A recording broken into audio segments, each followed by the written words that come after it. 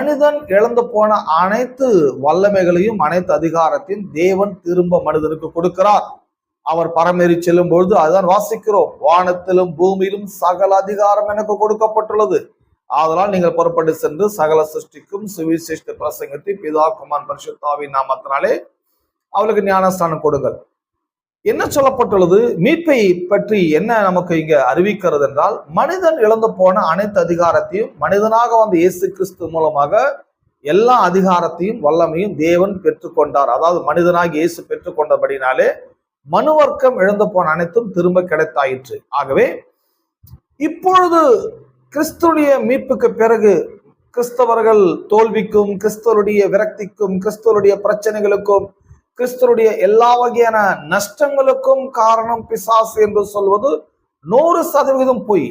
இந்த பொய்யை சொல்லிக் கொடுக்க வைப்பது திருச்சபைகள், போதகர்கள். எந்த பிரச்சனை என்றாலும் அது பிசாசுடைய போராட்டம், பிசாசுடைய ஆதிக்கம்,